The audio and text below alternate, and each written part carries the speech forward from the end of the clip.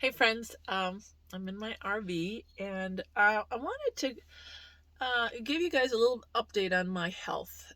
So many of you have been following my journey ever since my diagnosis. You followed me over at Wildwood when I first started my treatment, then Eden Valley. And in fact, what's prompting this is I have a YouTube friend, and she's a beautiful soul, and I'm gonna post a link to. She's been writing some articles and sharing her story.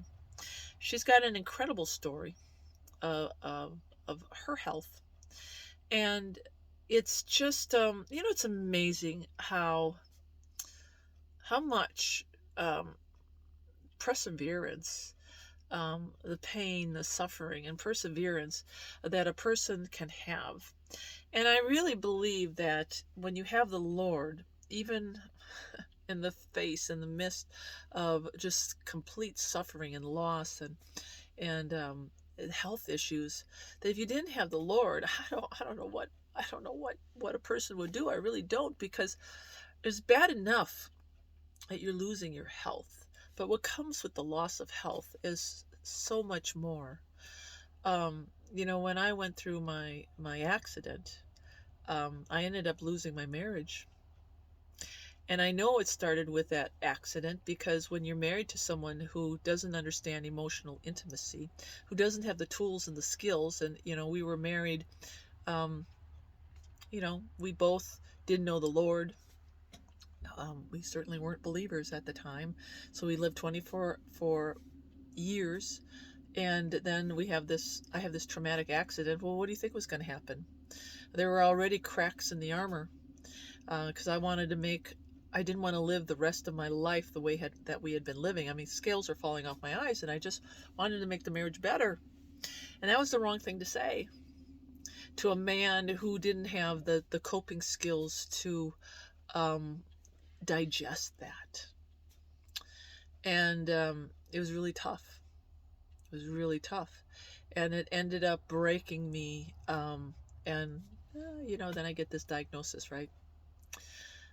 Boy. And so that trauma led to then my other diagnosis, and then that even affected everything, but not in a negative way. The beautiful thing about me going to Wildwood and treatment was that what ended up happening is I left conventional medicine to become a medical missionary. So Satan comes to rob, kill, and destroy, right? He wants to there's a target on everybody's back who's a believer, right? He already has the people who already have turned themselves over to him, but he really wants us who believe, because he hates God. He hates God so much that he hates us who loves him. So we're a target, and he comes to rob, kill, and destroy. And then in our flesh we make bad choices too, so we don't help. It's not always Satan's fault, but we don't help because we're making sinful choices, and we have to reap the fallout of our sinful choices. So we've got a lot of stuff in the pot there that's mixing around. But the bottom line is, when you have health issues, everything's affected. I lost my job because of my back. I just woke up one day and I couldn't walk, and that lasted for almost a year. So Kim, my YouTube friend, has been sharing her story, and please read it and support her in that, because it's a beautiful story, and it hopefully her story will encourage and edify and inspire somebody out there to hang on, that there is hope. And I talk about her because she found me on YouTube as an inspiration, and she ended up going to Lifetree while I was at Wildwood, I believe, in which are lifestyle centers. Now, the lifestyle, Mark Mead and Swanee actually use a lot of different modalities in treating people who have all different disease processes. And actually, right now it's successfully treating COVID. People are scared to go to the hospital, and they're coming to him, and they're being treated very successfully. Very successfully. So anyway, and I'll put a link in there for Lifetree Mark Mead. But this is why I decided to bring the camera out, because I actually came here to Idaho to get treatment from him, and this is how great he was. He offered. Chris is going to come out here and do some work, in exchange, kind of, I don't know if I should say exchange, but give me some treatment, help me out. And Chris would volunteer, and then if I could work a little bit, he believes in really taking care of his own. So I was really excited, and then we're driving out here. In the middle of driving out here, we find out that he was closed down by the city because he's treating COVID successfully, and someone must have said something, and his whole operation got shut down. Period. Like, that was it. So you see what's happening. I mean, you see that, right? You get that. That sooner or later they're gonna try to conform us and pigeonhole us to things that, well, we're just not gonna have the choices that we had, and it's just really unfortunate. It's just really unfortunate. So people, we really gotta have our eyes wide open right now. But what ended up happening is, make a long story short, he's back open now, and that's where I was the other day. I was visiting with Mark Mead, and he was taking me aside and saying, you really need treatment, and God can wait. He says, I know you love the Lord, but God can actually do the work without you, Starry. And so he was going to start me on a detox protocol, and yeah, I'm looking forward to it. It's been a long time since I've had treatment, and it's kind of crazy because being a medical missionary, you think I'd get all the free treatment in the world, that people would be doing fever baths, and more than happy to help, and I just never get any offers. And that really breaks my heart. There are good things about being among believers, but there's also harsh realities where, yeah, it's people are people, and disappointments happen, and that's why you really just gotta hang on to the Lord, because it's the Lord that will that's ultimately going to come through for you. People are always going to fail. They're always going to fail. And I've waited for treatment and waited for treatment and waited for help and waited for help. And I've even asked, and no, nothing. So I'm long overdue, really long overdue. And I will admit, so many people have always asked about how am I doing, and I go. I still do. And Chris's mother was with us, and he said something about, I don't know if it was about being stubborn, and she's like, yeah, she's got quite the will. She's like the iron will, maybe, or I'm determined, or whatever the comment was. But it made me realize that how people see me is, yeah, I keep going, and I need to rest. I need to take care of myself. And admittedly, I've kind of fallen off the wagon. I haven't been taking care of myself since Eden Valley, and it's been tough being at Black Hills. And I was doing good, and then I'm not eating the way I should be eating. I haven't had treatment. What is going on in my bones is I'm making these plasma cells. Plasma cells make antibodies, and instead of antibodies, my bone marrow, my plasma cells have decided to make M proteins, and that's what I have floating around in my blood.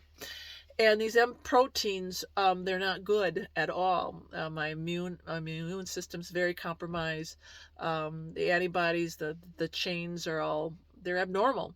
And yeah, it just doesn't go away. It just doesn't go away. So I live with this every day, and I live with the fact that I really got to take care of myself. So I'm like so I don't know if I could say a lot of people, but I'll just tell you my story. Yeah, I've been cheating. I've been falling off the wagon. I've been under stress. I've been working really hard. I'm alone. I'm a single female with not a lot of, I don't know, I have friends, but you're still alone. It's, I have Jesus, he's my husband, but, if you're watching this and you're a single female or a single male, you know what it's like to be alone. sometimes it's not fun. It can be hard. And it gets hard for me. I give and I give and I give and I give, and I love giving, but I don't get filled a lot. I don't. And that's why I do what I do, so I can get filled. That's why I go and I pray with people, and that's why I do God's work, because I need to be filled. And then I don't take care of myself because I'm trying. I don't know what I'm trying to do. I don't know what I'm trying to do. I don't know what I'm trying to do sometimes, but I just know that it's been a hard. It's been hard being at Black Hills, and God is always, he's so good to me. And I've got great friends. I mean, Chris is my best friend, and I've got Victoria and Jothi and Mark and Jenny and Ria, and I've got people who come in and out of my life a lot, and people who write me, and so I have support. I've got people I can reach out to, but at the end of the night, when I'm here, this is my bed, and I go to sleep alone. I go to sleep alone, and I don't care what you say. Yeah, sometimes I don't want to be alone. Sometimes I just don't want to be alone. I mean, I admit, I don't want to be alone. So, and then, and I function better when I've got, I have somebody that I can be accountable to. I don't know how you guys are with being accountable, but I find it easier to go and cheat.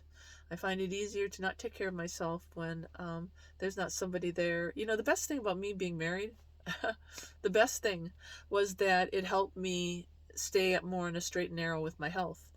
And because I'm not disciplined, I've got ADD. I really do. I can't stay focused. I start one project, and then I start another and another, and I'll be cleaning, and then my mind wanders, and I get overwhelmed with like I gotta do these classes, and I'm getting overwhelmed because I gotta do slides, and there's other stuff that I was supposed to do today, and I didn't get it done, and then I just feel like I'm paralyzed, and so yeah, then what relieves it? I'll get something to eat that I probably shouldn't be eating.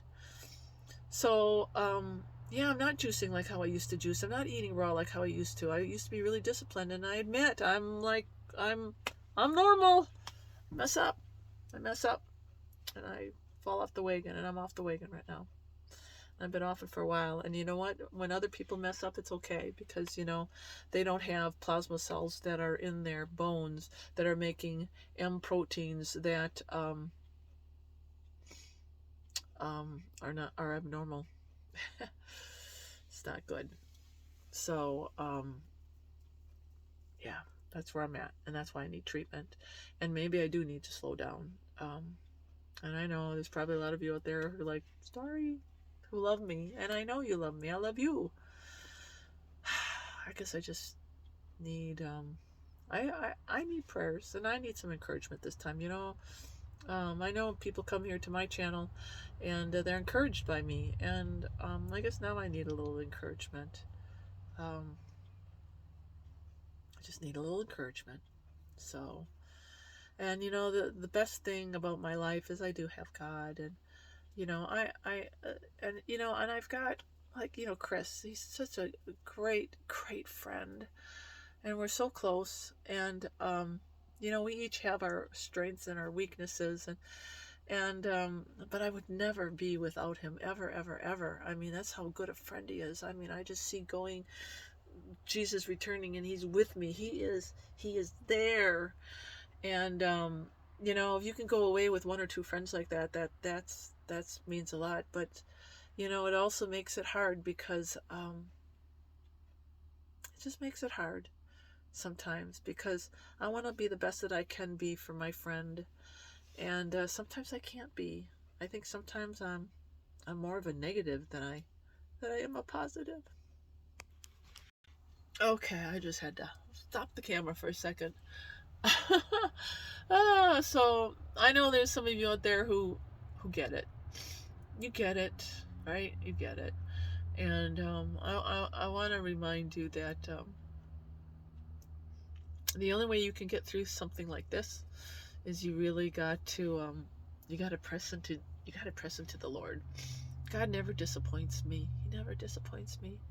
He loves me, and I feel His love, and He'll bring people into my life just when I need it, and it can be really powerful. So that's me. I'm a hot mess, but prayers. If anything, we all need to pray for each other. I love it when people. The comment section is always so great, and please comment more. Share with me your health journeys. What's bothering you right now? Where do you need prayers? Where are you struggling? Can you identify with what I'm saying?